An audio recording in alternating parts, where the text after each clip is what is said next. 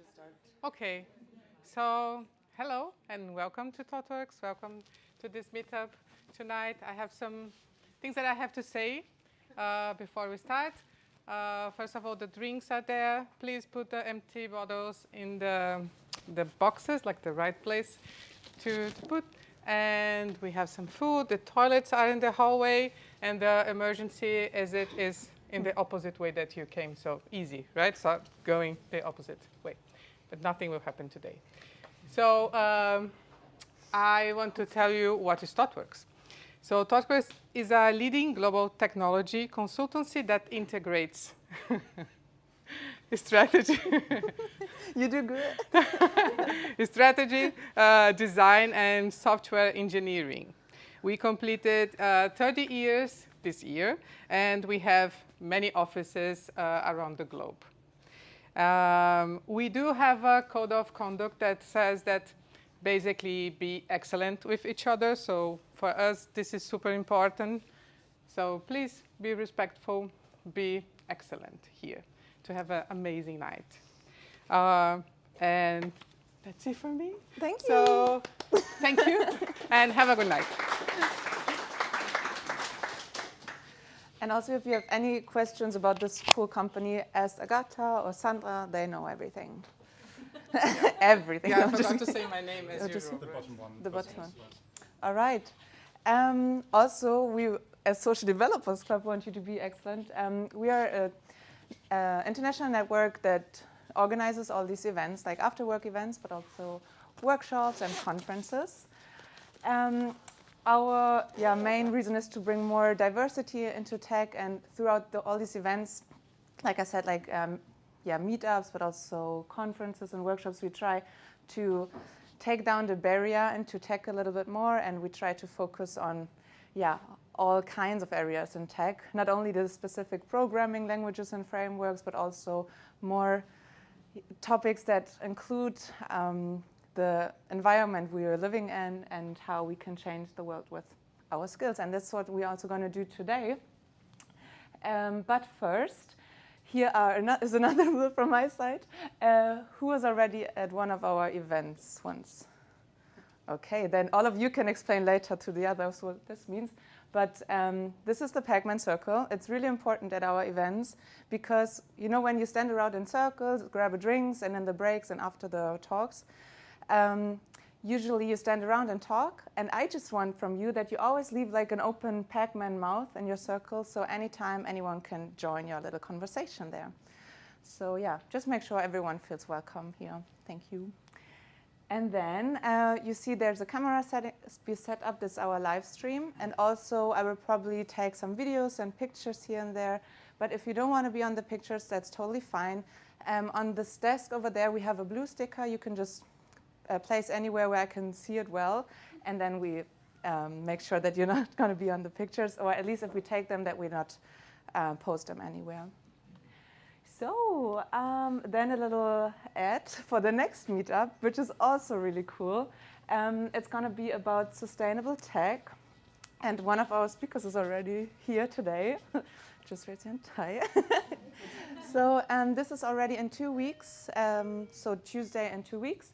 And this is going to be the last meetup before our summer break. So yeah, if you're not on vacation there, feel free to join, and then we'll see each other back at the end of September.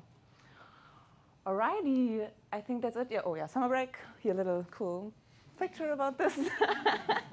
And I think this is it. Yeah, of course, feel free to also share pictures, whatever, tell people about our events.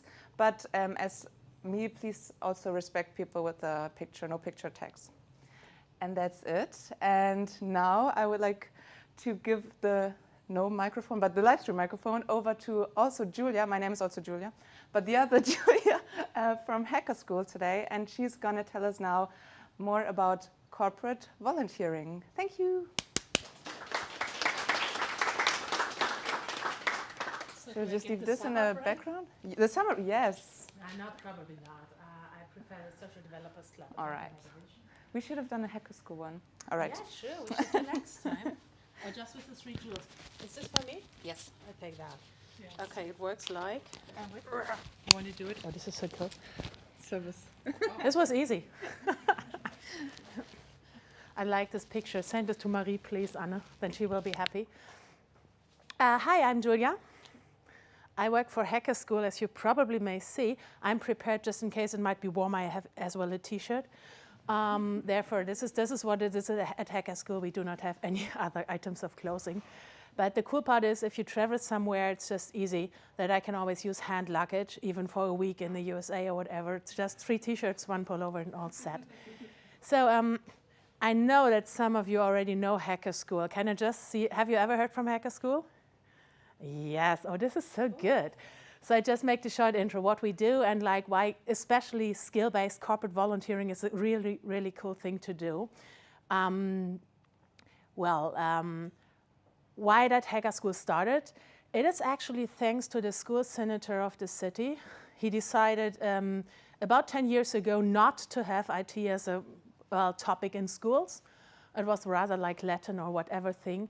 And this was the moment where the idea came up that kids should just have an introduction to coding by people who like what they do. Not just, well, there are teachers who like what they do, of course, great teachers. But as I'm married for 20 years now to an IT guy, I can tell what real passion is about about the vocational life. And like having this learning mindset, this attitude like, cool, this is new and it blinks, I have to check. For girls, we need to add some purpose, but just this being new and blinking cool stuff, and I have to check, this is amazing. And if you see like doing these things with kids, showing them and giving them an impression that learning is great, learning is a hobby, it's like exploring, it's like finding out what you can do and not what you have to do, because once you learn voluntarily, you decide what you're going to find out. And just building these bridges between cool IT guys and girls and hey, come on, all of you, you never grow up, right? This is what I can tell from my husband. Otherwise, he wouldn't be with me anymore after 20 years, probably. But having this idea not to grow up, that learning is cool, and finding kids who are about like, what the hell is future going to be like? To be honest, no one of us knows. Who of you had a smartphone before they were 18? It starts. Before they were 14? Before they were 12? Come on, okay, no. My son was the last one of his class at the age of 12, 7th grade, who got a smartphone. The others are already in elementary school. In fourth grade it starts. The kids have no clue about media education in this kind, like median competencies in this area. They have no clue. How should they?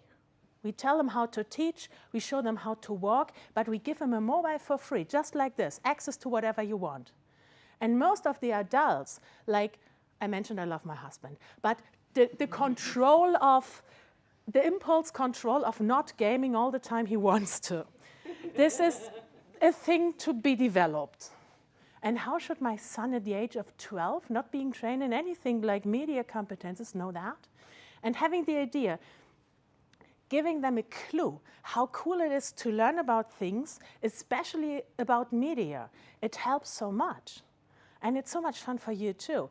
And we know like now we are going to have IT as a topic in school. Great, 10 years too late, but great, we'll have it in case we find the teachers. That's the small issue, we don't have the teachers. And the reason for an IT guy or girl to go in a school and train kids in the school for IT, there is no reason. You're shitty paid. The kids are more like, oh geez, another topic. I have to do it, this is why I don't want to. Why should you go there? There's no reason, and that's the issue.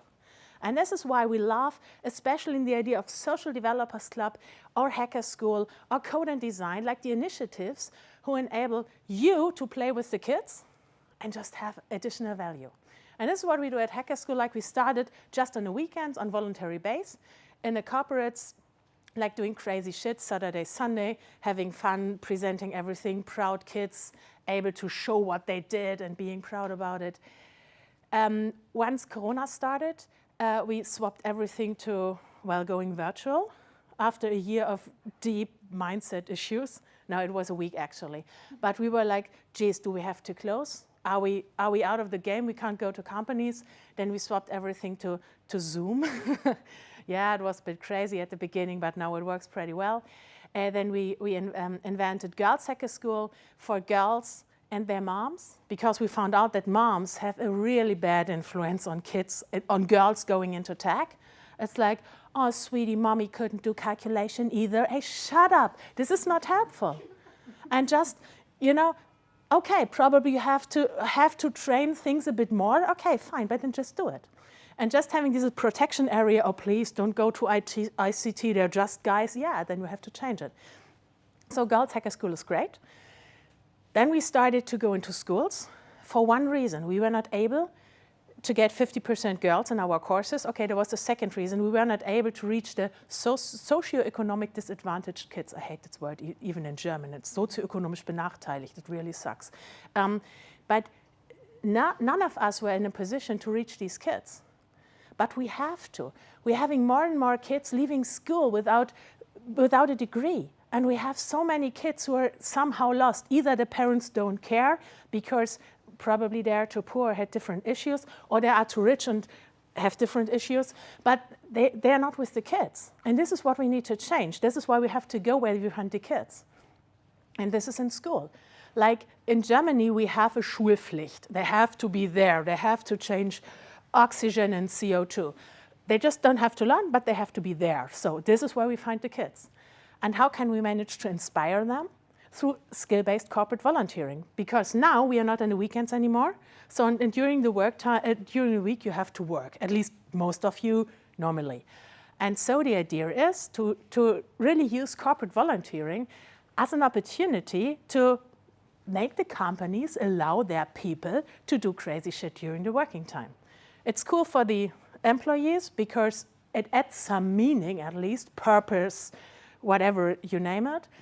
And for the companies, it's cool for employer branding, for really doing meaningful things, because not all code is necessarily with a purpose. It's a code.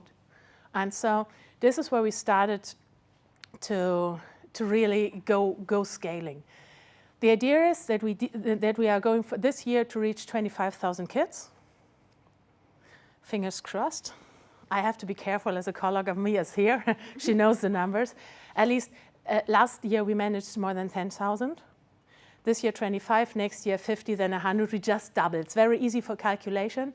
It's not that easy to really succeed, because just before we started, I was a bit complaining about, do you remember during Corona this clapping from the balcony for the nurses? Oh, Chad, it was so good.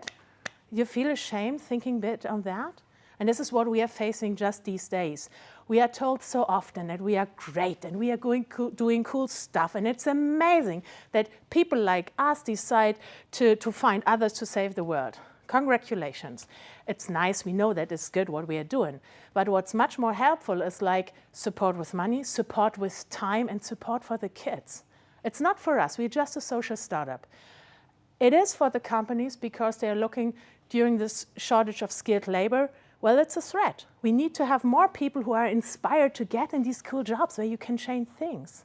For sustainability, well, you can behave in a really sustainable way. Without IT, it's small. With IT, it can be big. And just having people in this area more and more, we need to be there for the kids. And this is like in the idea of skill-based corporate volunteering, what I would ask you to spread the word, to join, and just to think about what you could do within your companies just to make a difference, to be there for the kids, and to have a lot of fun yourself. Amen. Was this about 15 minutes? Sounds good. But we have Do you have questions? Wait.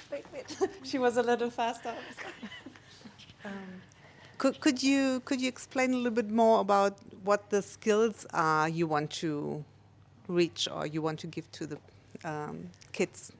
Because you said skill-based. So what skills? Yes, thanks for this question. Like regarding the volunteering, we have amazing opportunities for volunteers if you go to paint a kindergarten or you create some cookies with the kids, and this is as well great. I will never do bashing about this against this kind of volunteering, but what I refer to as skill-based corporate volunteering is like, hey, code with the kids. Or whatever you do have for a profession, just go into that. Because the idea is that we will not be coding in 2 or 3 years' time like we do today, like thanks ChatGPT-4 or whatever. I can see it with my husband. He is playing around a lot and it will change. But why do we want the kids to code? The idea for the skills on the side of the kids is to develop the 21st century skills. You probably know about it. As we know that 65% of the elementary school kids from today will work in jobs we don't know yet. It is more elementary skill set like creativity, communication, collaboration, and critical thinking, what we want the kids to develop. And this is possible through coding. They have to face issues they haven't seen before. They have to do it together in collaboration, communication, and they should rethink whether this is really the code they want to show. This is just the idea. The skill sets the kids bring in a sense of, do they have prior knowledge in coding? None of them. 10% probably, and a bit. But it's like we're facing kids who haven't never coded before, and we work with Scratch, with HTML, with Python. We do some IT security and Python things right now, and just being there, coding with a full class. The kids are in the class. We're just coming via Zoom and coding together with them. So if you want to join, it's 2 mornings actually, and 2 hours of preparation. So with 10 hours, you can reach about a dozen of kids with these skill sets. Do the schools have computers, or do you provide that? Next question. Well, the question is, let me sharpen the question. Yes, they do have computers. Sometimes they don't know where, and they don't know where the charger is. And sometimes they think an iPad is a desktop, but basically the hardware is one of the issues, but it works somehow because we are asking them what they have. Like if you have an iPad and no external keyboard, it's a nightmare to find this, what is geschweifte Klammer? Or whatever brackets, like the weird ones, you won't find them. So it depends on the hardware, what they offer for a course. The bigger issue is the WLAN.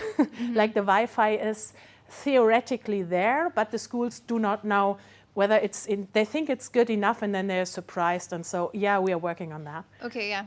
I was interested because my sister is a teacher, and she always complains about this. I want to make the connection with her and hacker school, but I think she needs to work on her Wi-Fi maybe. Yeah, please do. We can find out. What I should add, we do not go into elementary school, but in the next level, like 5th grade upwards, as the kids can read and write and a bit of English and a bit of sitting there and just understanding and probably listening. But please do share. If possible, we'll manage. Okay. Another question. Sorry for the live stream. Yeah, I remember talking to Katrin from Robolabs at the Bücherhallen at the Central Station. She told me that the Coda Dojo, they are also working volunteers, and they have that opportunity to tell, like the company can offer their employees time for their institution, and in return they give them a certificate that they worked there, and they can get a refund from the state for that, just like donating money, but donating workers' time. Do you do that as well with companies? Yeah, mainly without a certificate, even though possible, of course, because they don't have to come with us, but they can sit at their workplace. So the companies mainly do not need a certificate. But what we do is to deal with the companies in the sense of ESG, to get the stuff just bigger. Like ESG is common to most certainly all of you, like doing good stuff and reporting about these non-financial numbers. We are the S in ESG, and so we deal with the companies that they should give us 835 people per year, and they will get platinum as we reach 5,000 kids together. And so they are tracking how many company people are coming to us. So basically the idea is the same. Still, we work without the certificate, but it works like it's the time donation to change the world. I have a question myself. Oh, really? You said mainly the skills what flew as was like coding, but can you also join with other skills than coding, or is it mainly what you're focusing on? With Hacker School, the focus is on at least 50% coding, because this is what the kids expect. Once we are in schools, it's a 3-hour courses which are prepared. In a sense, you do not have to stick clearly to the schedule, but it helps because within 3 hours time, well, it should be fitting. If you have the weekend, you can do what you want more or less because you have more time to improvise. Having said this, is that we notice once we manage to get to the 6th or 7th grade, it's amazing to work with Scratch. Even though Scratch officially is accepted as coding, let's say like that, it is as well possible for many people who are non-coders, like especially me.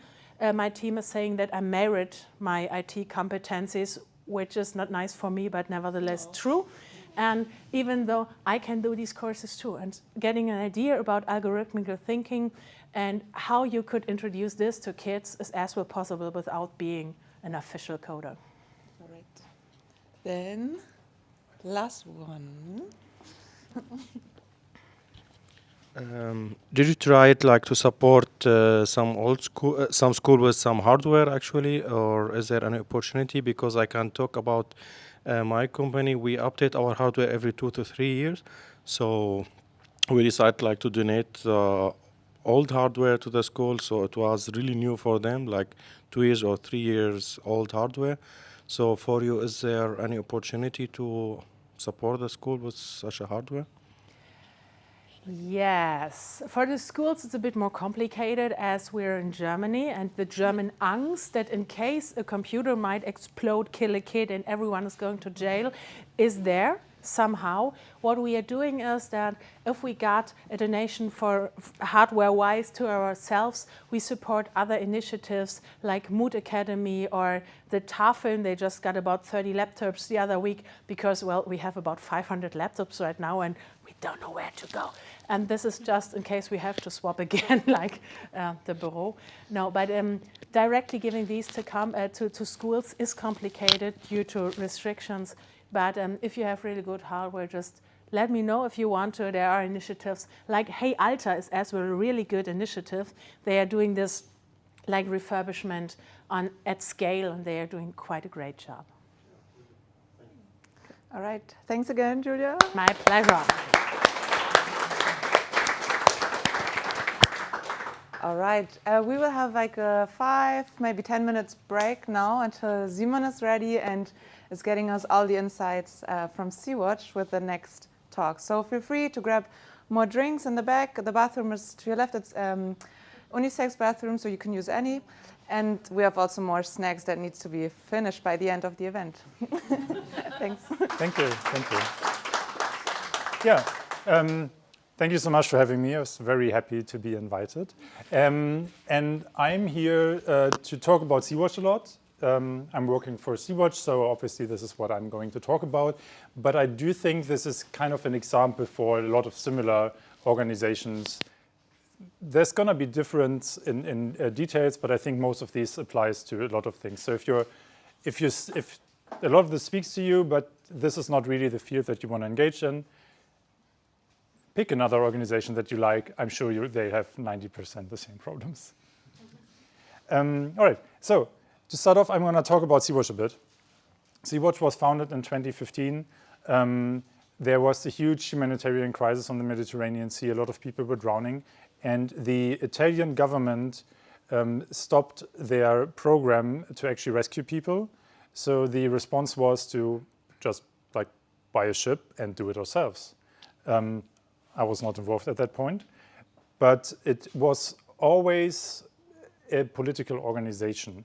So the idea was never to just go out and rescue people, to be purely humanitarian, but always to work on a political level. So all the news clippings that you've seen, the stories that have been blown up, that was very much intentional to also force the hand of governments. So to give you a rough idea of the size, Sea-Watch right now is about 140 paid positions. Some of those are highly skilled positions for the ship.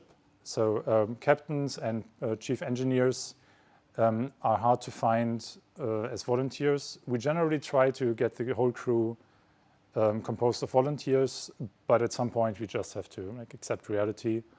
So it's usually 3 to 5 people from paid positions, we call them the permanent crew, and the rest of the crew of about 20 people is composed of volunteers. And Sea-Watch is exclusively funded by donations. So if you've got some money that you need to donate somewhere, Sea-Watch can make good use of that.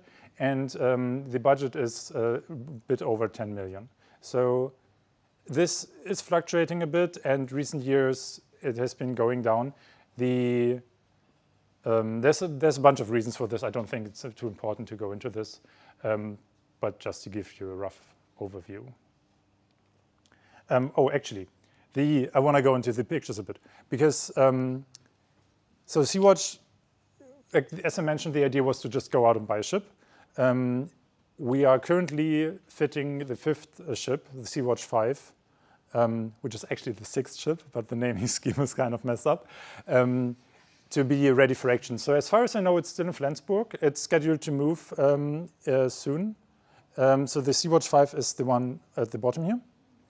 It's about 55 meters long. So the picture doesn't really do it justice, but it's a very big ship.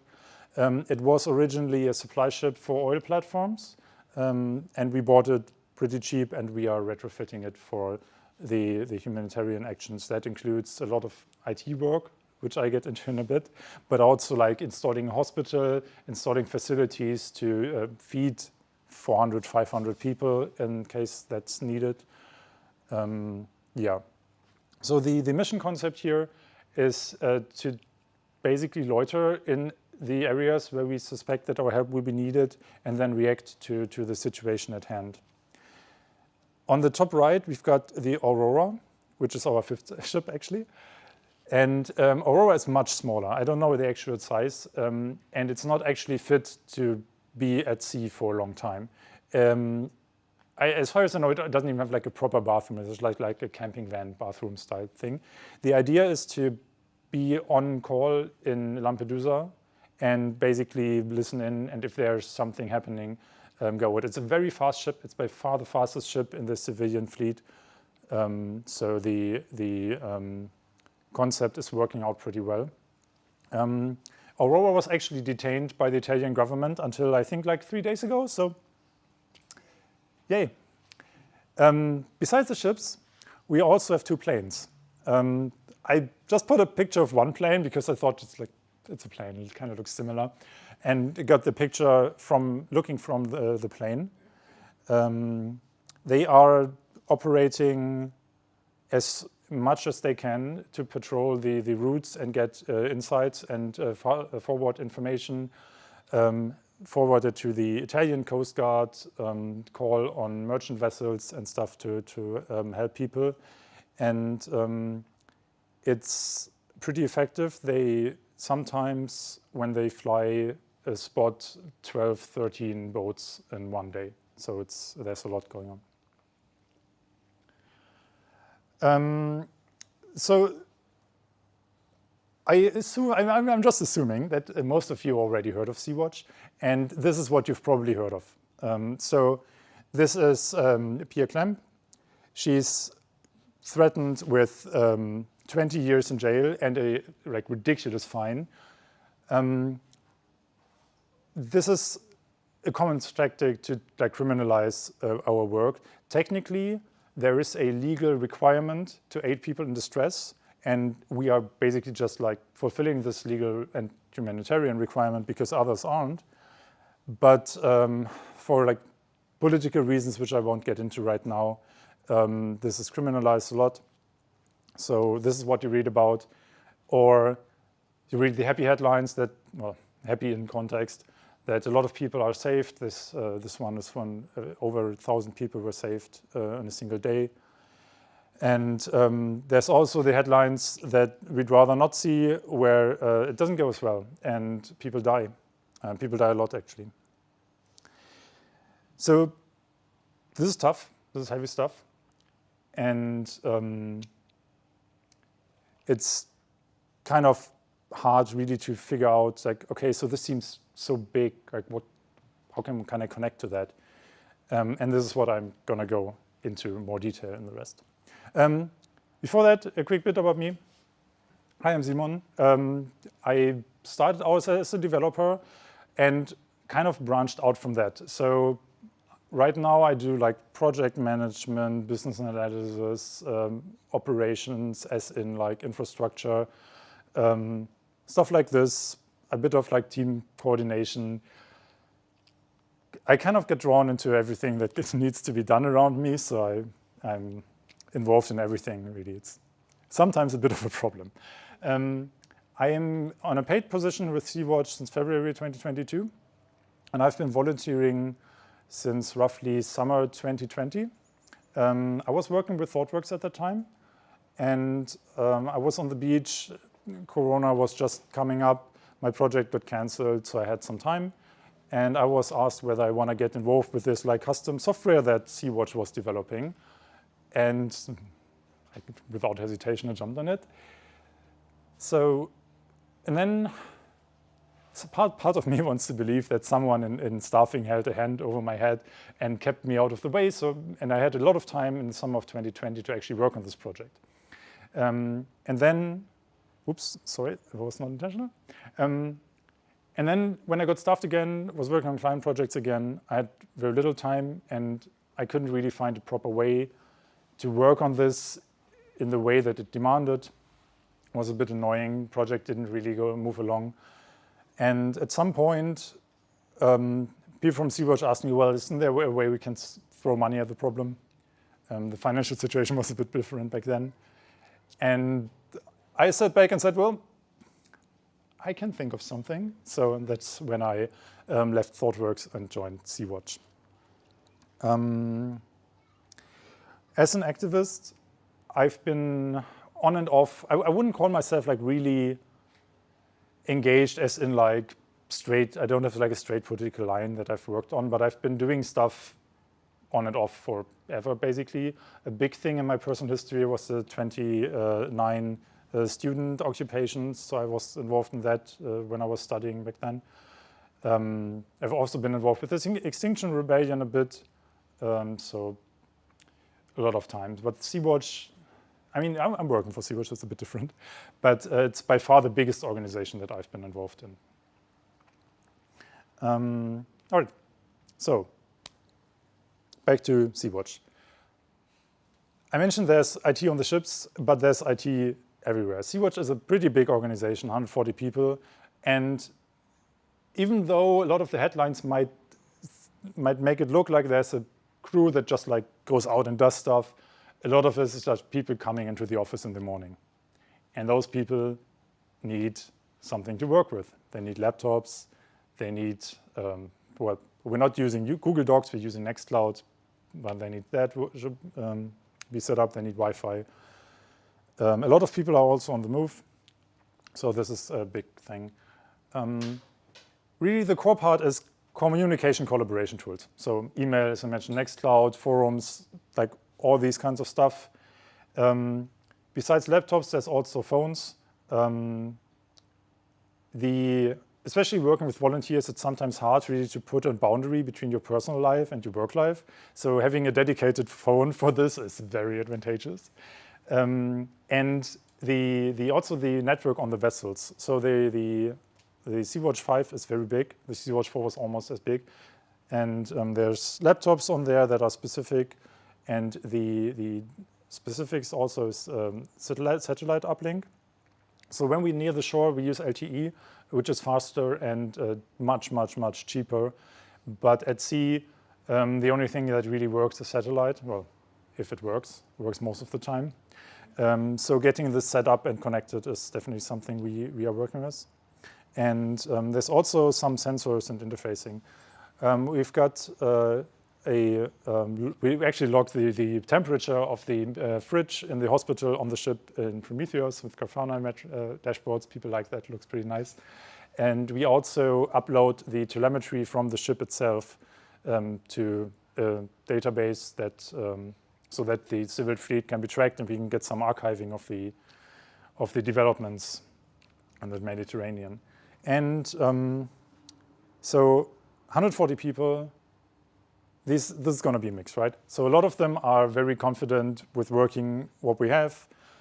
And even though Nextcloud is a lot less user-friendly than, for example, Google Docs in lots of cases, they do fine, but sometimes stuff breaks, so we need to deal with this. Sometimes stuff seems to break, and only someone who actually knows the system can tell you the difference between this is broken or, well, you just need to find that weird option in this weird submenu and find this plan. So a lot of it is also support. This is like the rough areas. Specifics that we use is Terraform and Ansible to actually provision our stuff. We're trying to do this more. For the most part, the infrastructure is set up by people just like on the servers while it's done. I think this is true for a lot of organizations. Sea-Watch, it's hard for me because I just joined. I kind of joined in 2020, really joined in 2022. But people have told me that they believed at the start Sea-Watch would be very temporary. The hope was that maybe like 2 years, maybe 3 years, we could get the political impact that we need, and Sea-Watch would not be necessary anymore. The kind of the opposite has turned out. So there were a few reworks of the IT.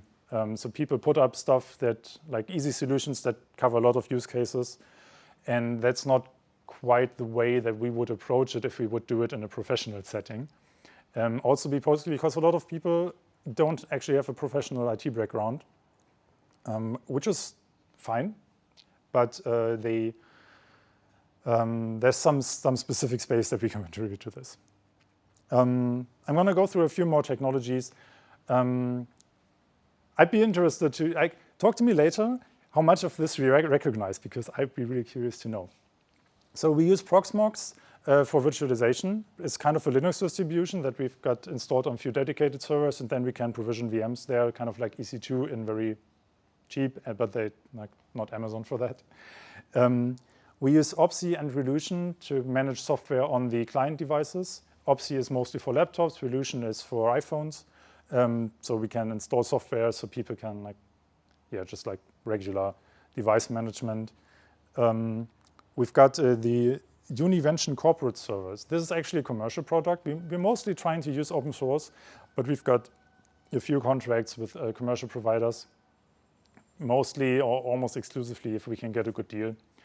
So UCS is an identity provider, but also is an app store where you can one-click install Nextcloud, which works pretty well until it doesn't, right? So usually it's one of these things where you can get stuff set up pretty quickly and it works, but if you need to change something intricate that wasn't really predicted by the way this is set up, then it's kind of tough. And also, I'd wager that most of you have not heard of UCS before. I hadn't. So it's very hard to find volunteers who actually know UCS. So generally, we can't find volunteers who know their way around Nextcloud. And then we say, well, yeah, so this is Nextcloud, but it's managed by this UCS thing. And then well, now I'm scared to touch it. And that's pretty bad. So this is something we've been struggling with recently. I've been talking about Nextcloud a lot. We also use Discourse as a general discussion platform. We've got a wiki, we've got a Git server, so stuff like this. Two of the more interesting things, MX Suite and TM Master. I'd be very surprised if any of you have heard of those. They are maritime fleet management systems. Big word. So basically, it's like an ERP system for ships. So you can put in there's this engine and it had this replacement parts and needs to be maintained in this way every year and stuff, and it tracks all of this kind of stuff. Also fuel calculations and crew rosters and stuff like this. Technically, I think we're not technically legally required to use a software like this. We could also use Excel sheets or something if we would really like to be in a world of pain. But in practice, you use one of those. They require Windows Server, which none of us really have experience with, and also most of us don't really want to get experience with. So this is also a bit of a struggle. And also the kind of weird question that some of you may be asking yourself is like, why do we have two? And the reason is we've been using NX Suite, but when we bought the Sea-Watch 5, it was managed with TM Master, and we're still trying to migrate. Fun times. So a lot of this is kind of particular, but I think there's a pattern that is probably familiar, like those migration stories. Okay, we need to get this software running. We've got this software by this vendor. So yeah. But a lot of it is hosting, self-hosting open source software. There's an ongoing discussion about software as a service. Most software as a service would be a good fit, I think, but there's a general distrust, especially of like companies hosted in the US, but also other companies that might provide data to governments. And also the pricing scheme usually doesn't work for us. So a lot of them have a seat-based pricing, like $10, $12 per seat. And if we would just count the 3 people who need to work with this in the office, that's fine. But then we kind of want 2 people or 1 person in the office to work with this, and like half dozen volunteers to occasionally work with it. And then the pricing just becomes unreasonable. And sometimes it's not only those people, it's like all the volunteers would work with it. So we would have 3 people who actually use the software and would have to pay for 500 seats. So yeah, sometimes we can make deals with them. Most of the times we can't. All right. We also got a bit of custom software stuff going on. I've mentioned I've been involved with a custom software project. That's the crewing database. We basically handle like volunteer management. People can apply through the software. This is actually live right now. So if you were to apply to be part of the mission, you would use this software. And it also enables like mission planning. We kind of don't want to call it mission anymore. We want to call it operations. That's my bad. So basically making sure the crew fits together, like the different skills, different languages are covered and stuff. So this is a Django project. And there's also an effort to redesign the website, so seawatch.org. The existing one, as far as I know it's still up, is a WordPress pain, I'd say. And the attempt is to replace it with Vue and Nuxt, like Tailwind, CSS, a Strapi background, all the good stuff. So those 2 projects are always looking for volunteers. If you want to get involved, feel free to contact me or Sandra, who is working with the website project a lot. All right, let's assume that you want to get involved with Sea-Watch or a similar organization. So what you're probably gonna see is an IT environment that's organically grown. I went into this a bit already. It's hard to make strategic decisions when building infrastructure. It's always hard to make strategic decisions when building infrastructure, but especially hard if you're in a chaotic and uncertain environment, like most social change organizations. I've already went into self-hosting or custom deals with software as a service. And also, if we're being honest, in all my experience, all the software solutions have been pretty unstable. So compared to our professional standards, it usually works fine enough, but there's like glitches, outages, sometimes it's slow, hard to tell why, and yeah. Currently at Sea-Watch, we're trying to implement better metrics so we can actually get insight into why it's slow. So this is something that where support would always be needed. The social environment that you're going to expect is diverse backgrounds and approaches. So I felt I had to make a slight footnote there because the IT team in Sea-Watch is pretty male, white, German dominated. It's not like German is not the biggest part, but it's definitely male and white. So there's you could think that in a social change organization, all these like equity and diversity topics are kind of like solved in a way. Sounds naive when you say it aloud, and it's actually, it is what it is. So the only way I think to get something like this is to be very, very exclusive and have very strict measures on who you actually involve in the organizations, and that's not the reality. No organization that creates could exist. So yeah, I felt I had to say this. But there's going to be people with very different backgrounds compared to your usual like corporate IT project. So as I mentioned, a lot of people don't have a professional background. Maybe people have been doing IT for activist groups for 10 years, but never actually worked in the IT industry. Or maybe people have been doing something else and are kind of getting into IT. So there's a very interesting mix in these perspectives. And that also basically reflects on how they approach problem solving. So my usual, if I need to set up something, I try to like do something infrastructure as code like. Other people don't. That's not necessarily a problem, but it's something that needs to really be addressed in a constructive way. Leadership positions. I think most organizations kind of call themselves like horizontal and like democratic nowadays. But in companies I've seen, if there was a disagreement, the person in the formal leadership position would actually be ready to make a stand at the end, say like, okay, this is enough. This is like, we're going with this proposal. That's mostly not possible in these kinds of organizations. So there's more like dynamic problem solving and communications needed. But that also gives people room to really figure out what they want to do, like engage with the problems. Because like if there's a problem and there's no agreement about an approach, oftentimes there's nothing being done about it. That's a problem, but it also gives room to really address it. In practice, I think bureaucracy is the best description. Like a lot of stuff gets done because people just say like, okay, it's Friday, had lunch, and I don't have any plans for tonight. I'm just going to sit down and get it done. It's mostly English speaking. Generally, the consensus seems to be like if there's someone who struggles with German to just switch to English, and I think that's good. There's an unsolved problem with people who aren't really confident in English. So I can't really offer anything. Yeah, we switch to English. All organizations I've seen do this. So, all right. How to get involved and what you specifically can do. This is what you're here for, right?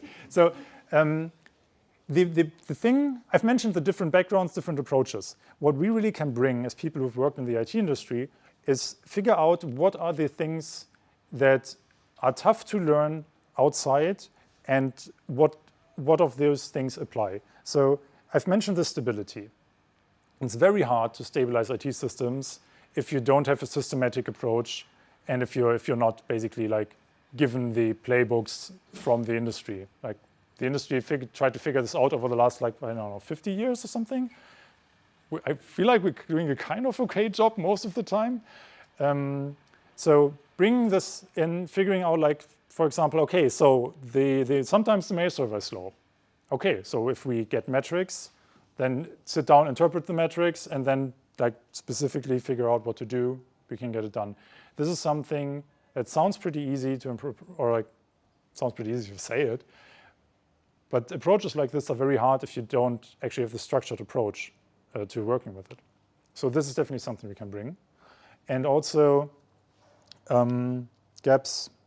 So sometimes there's just a software solution needed for something very specific. So a lot of organizations just have a chat like Slack or some alternative MetaMost, but nothing that actually captures information long term. So a wiki or a forum or anything. So all of the information just gets immediately lost. And it's so apparent when you see the organization that it's just like, you just need to write something down, like anything, anywhere. So, but if there's no tool to do that, like they're not going to write it down on paper, right? That wouldn't be so just putting something like this in place could also be a great contribution. Also identifying these kinds of gaps, and sometimes also this is a bit dangerous. Processes.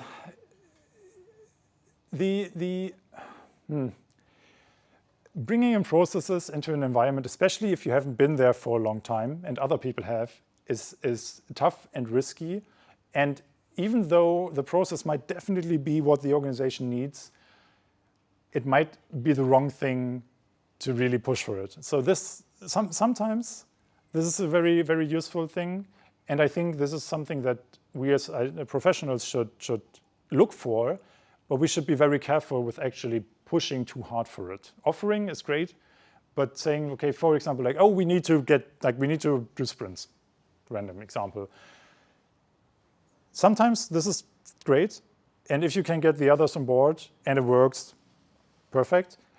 But like, just for a random worst case scenario, if this would actually start conflicts with people who've been there for a long time, who carry the whole operation, and they kind of just get fed up and leave because they don't want to argue or don't have the words to argue with this because like sprints are common wisdom, then this might actually be doing more damage. So this has to be a bit like Fingerspitzengefühl, as the Germans say.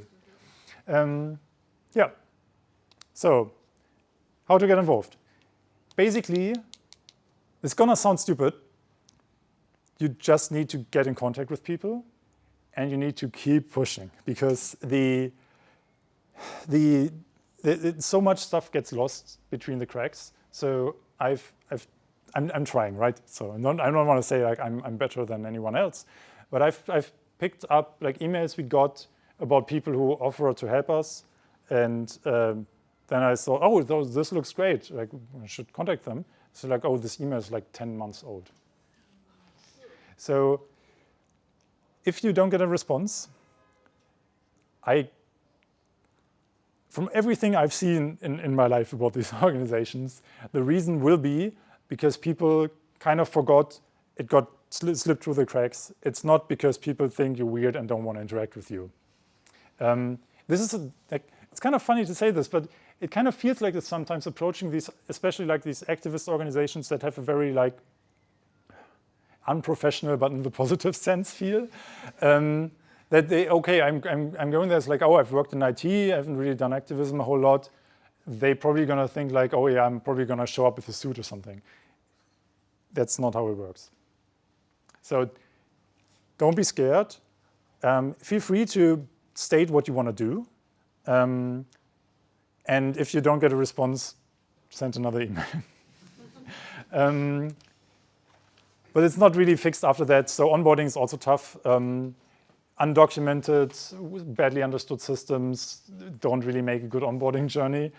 So there's a spectrum, but there's gonna be a lot of effort needed from you to actually get up to speed, but that's fine.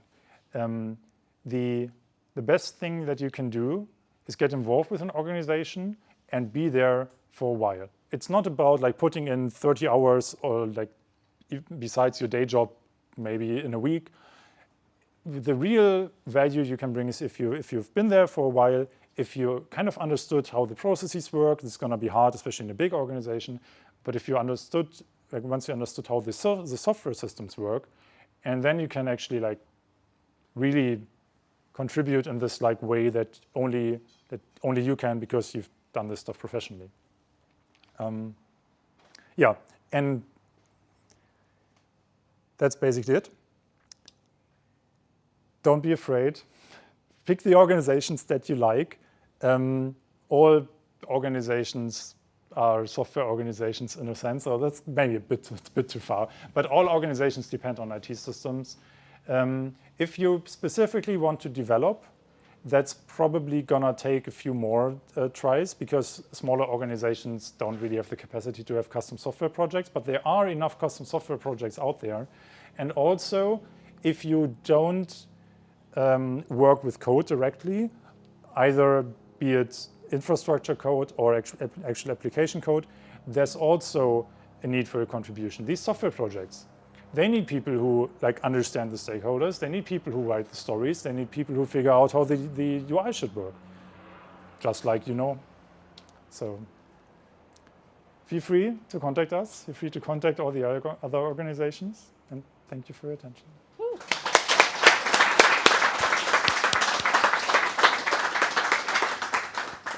Are there already questions?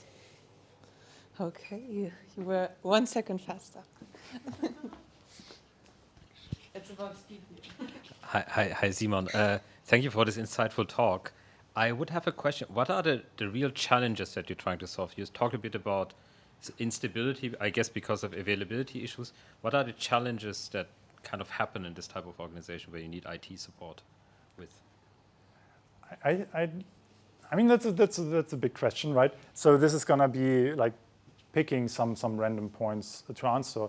I think the immediate challenge is enabling people to do their work. IT is kind of like a background job in the way that we're not. Well, there's IT on the ships, but the rescuing people is not done with computers, right? And very few organizations actually directly use computers to do what they do. But they need to communicate, they need to coordinate, they need the information that they need to do their work in this specific situation. So getting this stuff done is the immediate objective. And the actual challenge is, I feel like, managing complexity with limited resources. Like you've heard this before. So we are actually, so there's 4 full-time positions. Well, 4 positions, I'm not sure. I don't think they're all full-time. For all this stuff, and we've got, I think, 4 or 5 volunteers currently working in Sea-Watch in the IT department. And we're running, I think, like 15 open source services, including our own mail server, which is kind of tough.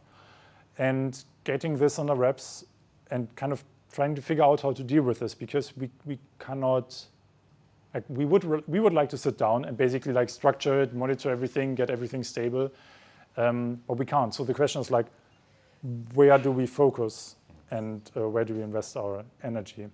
And also the hierarchical organizations, and like I'm including companies that are like very egalitarian here, are kind of aligned by definition. So when I'm at my day job, then I'm, as an IT professional, I'm thinking like, okay, so what is expected? What do we need to do here? But in activist organizations, there's always this other voice. Like everyone has a personal motivation for why they're here. And this varies. And this can sometimes create a bit of like different approaches. And that can sometimes create conflicts regarding like, how to attack these kind of problems. So I think those are the biggest challenges. Thank you.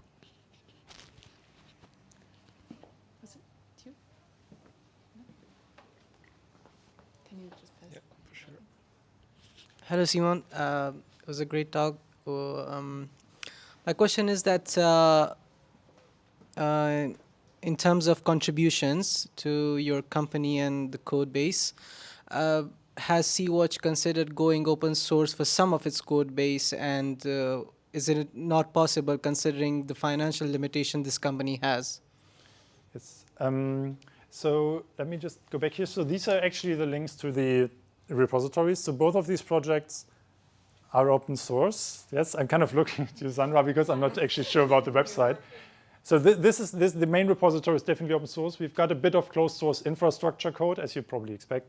But generally, there's very little reason for us to actually do closed source, because it makes it easier to work with volunteers. So we're kind of open source by default. Yeah. Okay. Thank you. So for the website relaunch, we have everything in GitHub. Okay. Yeah, maybe you can share the links also in the meetup group later. Yes, I will. That would be great. All right. We don't actually have time for more questions, but Simon will stay here a little longer, right? Yes, I'm around until we close up. Basically. Perfect. Thank you. Thank you.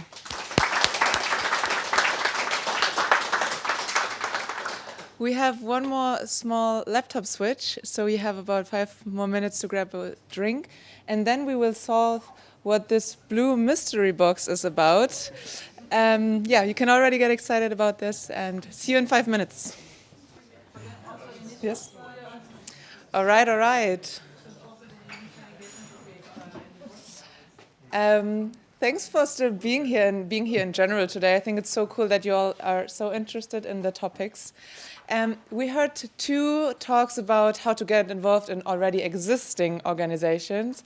Now it's a little different with Felix here, because he started his own social project, and this is the mobile makerspace, and I'm very excited to learn more about it now. Thank you for being here. Thank you for having me.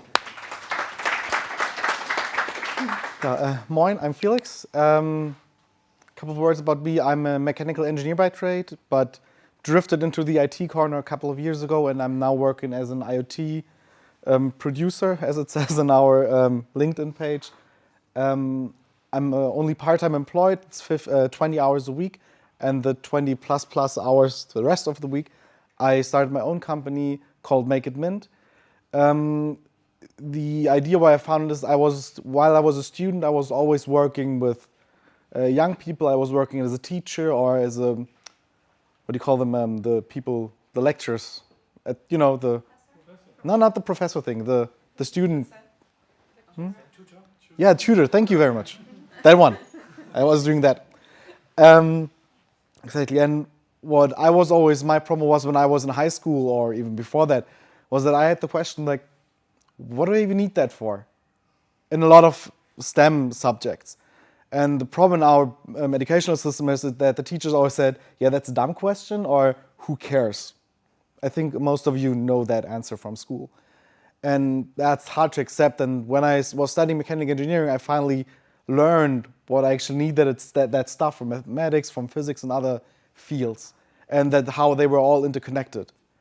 And that is how I started my project, which is about bringing STEM education, or I mean, MINT is the German term for STEM, bringing STEM education to students, especially those that have no access to it properly because they live in social hotspots or have problems with reading, with writing, and other things.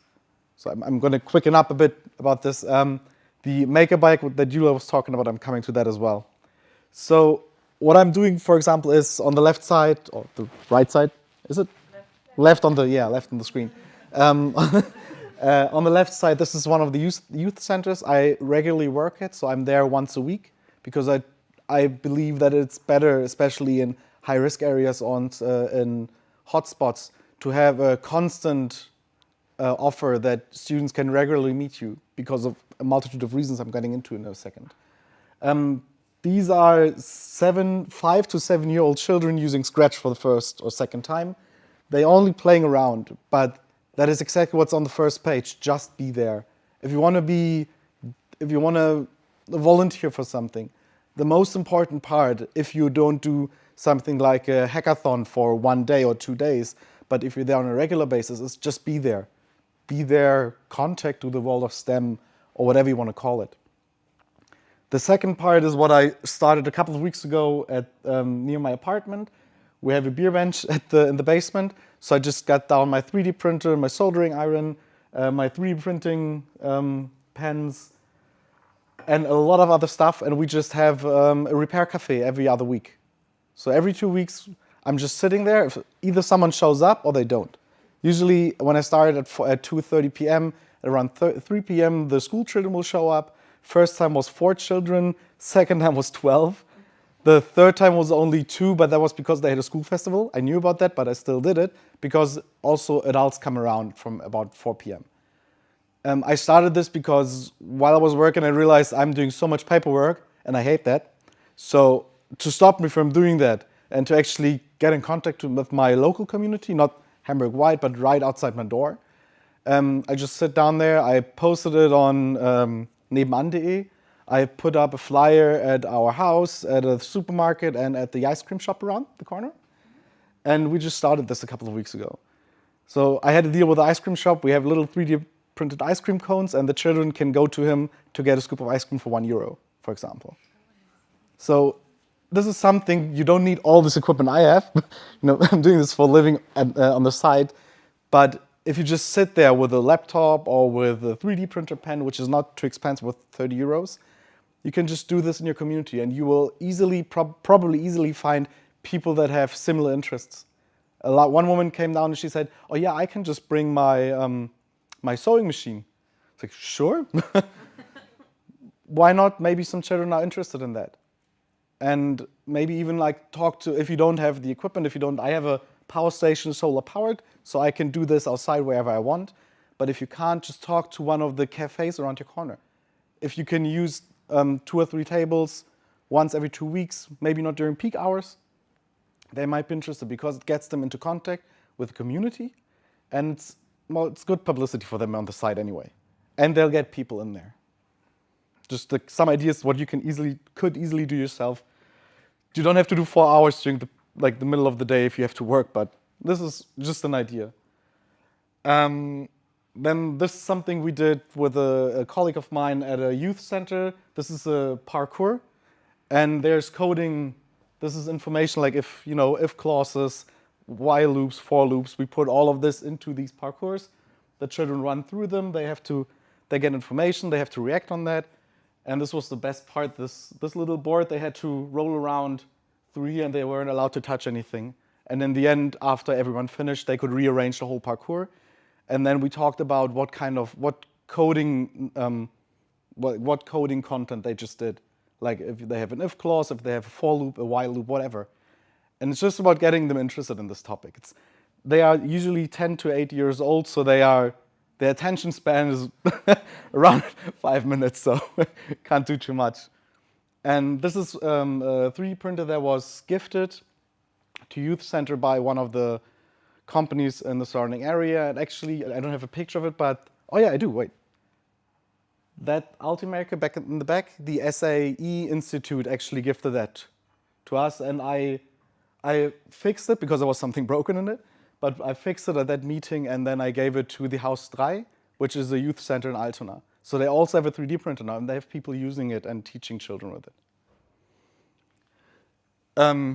So yeah, youth centers also get more technical, and they are really interested in this. So for example, if you feel like, hey, why not work at a youth center once a week for an hour or two? It's usually even paid with 14 to 20 euros an hour. And through in German, Übungsleiterpauschale, you don't pay taxes on the first, I think, 3,000 euros a year you earn with that. And even if you don't need the money or want the money, I can always recommend take it, because they get this for funding, and if they don't use it, they might not get it the next year. And if you don't need the money, take it and give it to Sea-Watch, or give it to Hacker School or any other company that you feel that you want to support with this. Or just buy some equipment for that youth center, because they're allowed to give the money for like man hours or human hours, but they're usually not allowed to invest it into stuff. So this is a way around. I never said this, but this is you're not supposed to do that. I never do that. Someone's listening from the bureau. But this could also be an option. Just use it for your work, take it there, and then take it back with you, or whatever you want to do. And this is the project Julia was talking about with the Maker Bike. This is a cargo trike. You can actually build this here in Hamburg yourself. All the aluminum profiles are recycled. It's a workshop here in Hamburg and in Denmark, in Copenhagen. And you can create your own Maker Bike. This is a whiteboard I created at the top, and then I just have a lot of stuff in there. Like 3D printer you see up there in the box. I don't have the box with me today. A power station, Raspberry Pis, some drinks, 3D printing material, whatever you actually want to move and use at whatever offer you do at that, or whatever job you do at that day.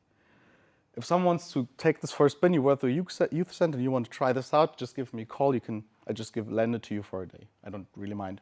I only use it once or twice a week, so it's usually just staying outside. But again, this is something. Okay, this is a little bit more expensive, but a lot of the equipment that's in there is something you can just take in a backpack or one of those Rentner taxis, the little bags you can roll behind you. Yeah, that one, Hackenporsche, whatever your word for that is. And you can use it, just go to youth center and work with them. A lot of them are actually really looking for projects that they can do. Same with schools. Schools have the only thing that they usually after extracurricular activities, which is from 2 p.m. to 3:30 usually, or 2:30 to 4 p.m. But the youth centers usually are at 4 p.m. or even later, because it's after school projects. So this is something that if you want to, you could really do after your normal day of work. I know that it's really hard though to get into contact with schools and youth centers. So if you're interested, there's going to be some information on that, because I'm starting a network to actually help with that. So why are volunteers needed in this area of education? There are some really important points. We need regular extracurricular choices. We have awesome things like the Hacker School, Doing Good, and a lot of other companies on the next page. But there are very, very few regular offerings. So there's nothing that you go there, you show them how awesome it is, but then you're gone. You maybe tell them, go to these 3 places, but studies have shown that it's gotten worse after Corona, the mobility of the students, especially in hotspots where parents will maybe not allow their children to go outside of the district boundaries, where the parents have multiple jobs or can't afford it or don't speak the language to actually help the children. So the most important thing is just be there. Create a relationship of trust with the students, with the children, with the youths. Be their contact to the world of STEM, help them overcome their fears and insecurities, because as an engineer, I was scared of IT. I always thought I was too stupid. I mean, I passed thermodynamics, but not basic coding, almost. Not good in thermodynamics, I just passed, seriously. Be a source of sustainable motivation. So be there every week. Usually, sometimes I only play football with them or basketball. I'm just there as a contact, and sometimes they just want to play around. Sometimes they just want to really study something. This really depends, and the youth centers have that informal teaching concept where you don't say, okay, this is the aim, but let's just see where we go from here. Yeah, and help them find their passion. And stuff I said already. Want to support a project? This is just a small slice of what's happening in Hamburg. Code Week is actually amazing because you can create your own workshop. The Code Körber Foundation is financing this with 355 euros per workshop. You can do 3 workshops during the Code Week. Like that can be funded, not more this year. But you can do more. Yeah, you can do more, but you can only get funded for 3 of them. So you can, if you don't want the money, or you can support any project that's running on there, or you can use the money for something you want to start, or you can do the workshops at a youth center. There's, like, as long as there's 3 or 2 participants, you'll still get the funding. They're not really checking too hard on how much impact there was, which is great. But you still have to do it. No, so yeah, and there's a lot of. Yeah, it would be going too far, but I'm in contact with a lot of those groups. So if you are interested in that, which I think is the next page, yes. The Mentoren network, or like STEM mentor network, basically in English. The QR code will send, like, prepare an automatic email that you can then send to me if you're interested in this, because I'm doing onboardings every 2 weeks. We're just a group, like currently I started in April, it's 18 or 20 people. There are directors of schools in there. There are people from volunteer companies and teachers and people from all different walks of life. 20 at this point, not more because it's only started in April. But the idea is that we create open educational resources. So CC, Creative Commons licensed content that can be used at schools or youth centers. If you don't like work with children, you can, for example, support with this. You can, I give free courses. Nothing there costs, not the schools, not for you. I fund all of this with my own company, and we're looking for funding, but that's a different topic. Yes, and it's just to get you into contact. Like if you have the technical skills, we'll try to provide you with the social skills to work with students, because working with 8-year-olds is not as easy as you may expect. The questions are different. And same with 4 or 5 17-year-olds. There is a completely different problematic. And we have people from the youth centers that also give you information on this, and to get you connected with schools or with youth centers, which is some of the hardest parts of it. This is what the network is for. To get together, to find something to work on. It's just the next cloud with a couple of Kanban boards and a calendar. There's nothing more to it. So it's all self-organized, and it's not like you're joining and here's the next 4 months of projects, but rather here's a Kanban board with a lot of projects. Want to join something? Then you join it or you don't. That's all up to you. That's the idea of it. Almost done. Yeah, almost done. Done.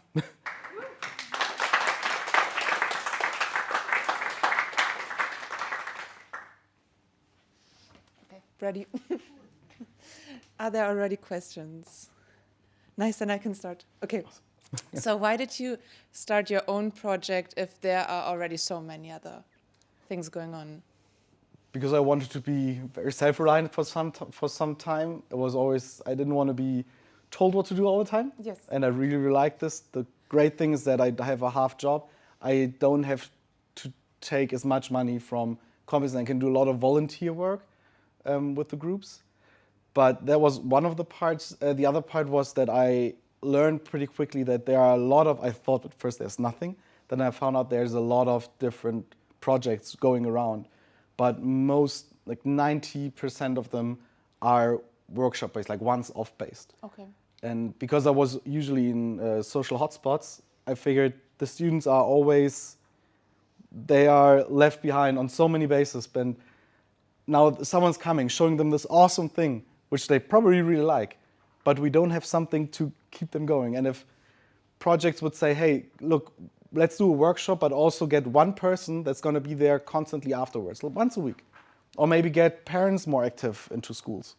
Because I know some schools and I work with some schools where you have a MINT or STEM work group or a SMART work group where parents do this course. Like once a week, it's enough. And with 500 or 1,000 children, basically round about 2,000 parents, should be someone there. Yeah, hopefully. So if you don't have any question for the big group here, I would suggest, could we try something out here? And yeah. Okay, great. I have a power you bank, have a but- question? Yeah. Okay. A quick, nice. Just a second. For the live stream. Can I volunteer? Can I do volunteer job in the weekend? Yeah, sure. Youth centers, during the summer at least, they often are open on Saturdays and have projects on Saturdays. There is museums that you can work with. The Bücherhallen, the library at the central station, they have a makerspace and robolabs, who are probably happy to have you. The makerspace are actually starting to, like, you know what a makerspace or Fab Lab is? Anybody who doesn't? Okay. They are open workshops that you can just go to. They have 3D printers, laser cutters, saws, drills, whatever you could need to create a prototype. And they are trying to get, some of them are trying to get more into working with students. So they work with schools. The schools come to them after normal classes, or they work with them, even kindergartens. It's great. And if you talk to them and say, hey, I would like to do a course once a month on a Saturday, I think they'd be more than happy that if they have a regular appointment they can schedule with you and that they can put on their website and tell, hey, come here. Because the hurdle for someone who has no knowledge on anything maker education or maker related to go to a makerspace is really high. But if you have a project, a very, very simple project they can do with them, it's going to make it a lot easier for them to come and stay. I take already your email. I'll just. That's so and I'll smart. forward you to the proper people. That was a really brilliant idea with the QR code. Yeah, I know. Okay, then thank you so much for all the insights. I hope we can now try out a little bit. And also, thank you, Simon is still here. And I hope you're all excited now to start using your skills for so cool social projects. So we will have a little bit more time to stay here. So use the time, get connected, grab more drinks and food, and try out stuff. Thank you.